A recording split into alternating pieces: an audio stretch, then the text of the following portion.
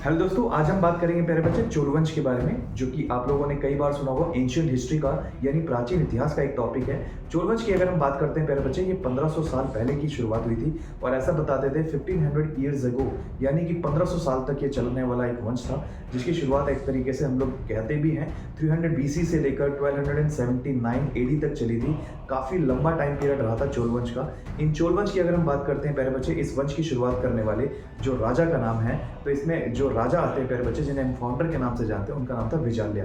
ऐसा बताते हैं इस वंश की अगर हम बात करते हैं, इस वंश के अंदर जो एक्चुअल में लैंग्वेज का प्रयोग किया जाता था, यहाँ के कॉमन लोग तमिल लैंग्वेज का यूज करते थे। दूसरी चीज, ये चोला डायनेस्टी प्यारे बच्चे हिंदू शासक राजाओं की होती थी, जिसमें जो पहला राजा था प्यारे बच्चे, उसका नाम ही था विजाल्या। इसी ने क्या की थी, इस वंश की स्थापना करी थी। ऐसा बताते हैं अभी तक ये राजा का टाइटल नहीं ले चुका था, लेकिन ऐसा बताते हैं कि जैसे ही विजाल्या हटा तो इसकी जगह एक नया राजा आया जिसको बोलते हैं आदित्य। इसी आदित्य ने अपने आप को पहली बार राजा का क्या दिया था प्यारे बच्चे, टाइटल, क्योंकि इस बंदे ने पल्लव वंश के एक आखिरी राजा की हत्या करी थी, जिसका नाम था प्यारे बच्चे क्या चीज, उसका नाम था अपराजित। उसी को पराजित करके साम्राज्य की गति हासिल करी और एक तरीके से चोल वंश का दूसरा राजा बना कौन, आदित्य। इसी के बाद अगर हम बात करते हैं प्यारे बच्चे, एक और राजा है जिसका नाम था परांतक। परांतक फर्स्ट जो था प्यारे बच्चे, वो एक ऐसा राजा था जिसने सबसे पहले मदुरई क्षेत्र को जीतकर अपने हिस्से में मिलाया। और मदुरई वही हिस्सा है जो तमिलनाडु का है, आज करंट में भी आप जानते हो। इसी मदुरई को जीत कर क्या प्यारे बच्चे, इसने अपने क्षेत्र में मिलाया और वहीं से इसको एक टाइटल मिला जिसे मदुरई कोंड के नाम से जानते हैं। तो उसी के बाद परांतक के बाद प्यारे बच्चे दूसरा राजा आया Rajaraja. Rajaraja one of the एक ऐसा रूलर था जिसने श्रीलंका को जीतकर आधे हिस्से को अपने अपने तमिलनाडु में या कह सकते हो दक्षिण भारत में मिलाने की कोशिश की। जब इसने श्रीलंका पे अटैक किया था और उसके बाद जब इसने अपने अंदर को मिलाने की कोशिश की श्रीलंका को, तब उसे पहली बार एक टाइटल मिला मामुंडी चोल।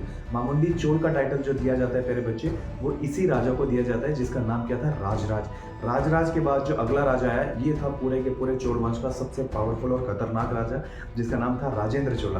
कहते हैं कि प्यारे बच्चे इससे काफ़ी ज़्यादा लोग डरते थे। इवन इंडोनेशिया का एक राजा भी था जिसका नाम था शैलेंद्र, उसकी भी हवा टाइट कर रखी थी इस राजा ने। ऐसा बताते थे शैलेंद्र बड़ी बड़ी हवाई मार रहा था कि राजेंद्र चोला को तो यूं यूं यूं साफ कर रखा है मैंने। तो ये बात पता लगी राजेंद्र चोला को, कहते हैं कि इंडोनेशिया का राजा मतलब हवा में मेरी बातों को उड़ा रहा है। इनने कहा राजेंद्र चोला एक तरीके से पहले शैलेंद्र की खबर ले लेते हैं। तो शैलेंद्र को मारने पहुंचे तो शैलेंद्र गद्दी छोड़ के भाग चुका था। वहीं से पता लग गया कौन ज़्यादा पावरफुल है।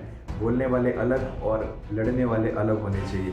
तो प्यारे बच्चे, ये था हमारा चोल वंश, जो कि कहाँ की एक तरीके की मानी जाती है डायनेस्टी, तो आप बोलोगे प्यारे बच्चे साउथ की।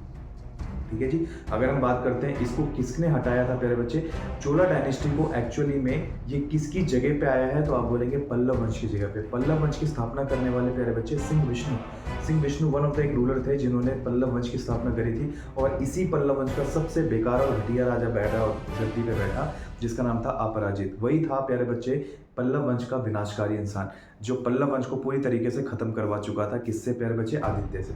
तो आशा करता हूँ ये आपको छोटी सी जानकारी चोल वंश के बारे में अच्छी लगी होगी। मिलते हैं नेक्स्ट वीडियो के अंदर, तब तक के लिए प्यारे बच्चे